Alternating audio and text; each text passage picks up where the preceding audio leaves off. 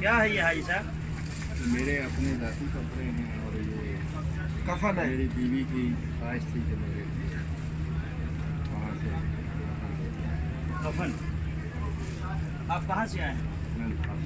کس جگہ؟ لاہور سے آئے ہیں. اس کپڑے کو کفن کے لیے، آپ نے بیوی کے لیے، اس نے مجھے ابھی فون پہ کہا کہ تو آپ نے اپنے لیے نہیں تیار کیا کفن؟ میرا پڑا. اچھا، آپ نے تیار کر لیا ہے. تو اب اس کو کیا چاہتے ہیں آپ؟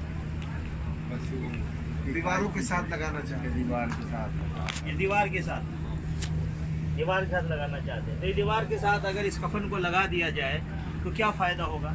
یہ جی ان کے دل کی بات ہے جی، ہم کیا کہہ سکتے ہیں. آپ نے پہلے لگایا ہے نا؟ نہیں ابھی میں نے لیکن لگانے کا ارادہ ہے؟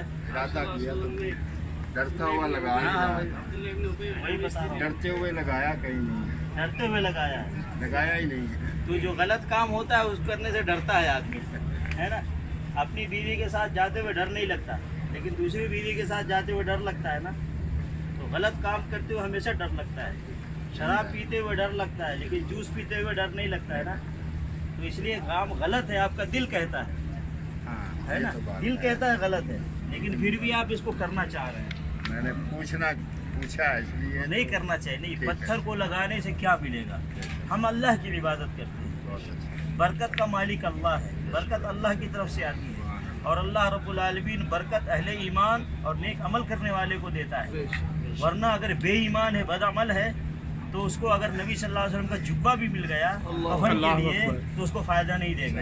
اسی مدینے میں عبداللہ بن ابی رئیس المنافقین، منافقوں کا سردار تھا. وہ نبی صلی اللہ علیہ وسلم پیچھے نمازیں پڑھتا تھا، نبی صلی اللہ علیہ وسلم کو روزانہ دیکھتا تھا.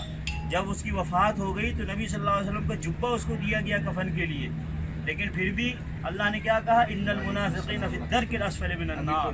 منافقین جو ہے جہنم کے نچلے حصے میں ہوں گے. تو نبی صلی اللہ علیہ وسلم کا جبہ اس کو کام نہیں آیا. تو آپ اس دیوار پہ، اس پتھر پہ اگر اس کفن کو لگا دیں تو کیا کام آئے گا؟ نہیں لگا. ہے نا. کام آئے گا صحیح ایمان اور صحیح عمل. صحیح ایمان اور صحیح عمل جو قرآن مجید سے ملا ہے، جو رسول صلی اللہ علیہ وسلم کے ارشادات و فرامین سے ملا ہے، اور جس پر صحابہ کرام نے عمل کیا ہے، اور جس پہ ائمہ کرام نے، امام حنیفہ، امام شافعی نے عمل کیا ہے. یہ صحیح ایمان، صحیح عمل ہے. یہ درگاہوں مزاروں پہ جانا، درگاہوں مزاروں پہ چادریں چڑھانا، پھول چڑھانا، عرس اور میلے میں حصہ لینا، وہاں نظر و نیاز ڈالنا، وہاں داغے باندھنا، وہاں جا کر کے کیا کہتے ہیں وہ منتیں ماننا، یہ اسلام نہیں ہے، دین نہیں ہے. یہ گمراہی ہے، غلط ہے. ایسے ہی قادری، چشتی، نقشبندی، سہروردی کے راستے پہ چلنا یہ بھی صحیح نہیں ہے.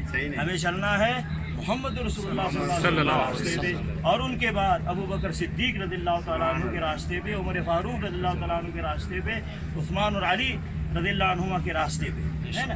کیونکہ صحابہ کرام کی جماعت کا ایمان اور عمل گارنٹڈ ہے. اور خود نبی صلی اللہ علیہ وسلم نے فرمایا کہ جنت میں جانے والا فرقہ وہ ہے ما انا علیہ و اصحابی، جس طریقے پہ میں ہوں اور میرے صحابہ ہیں.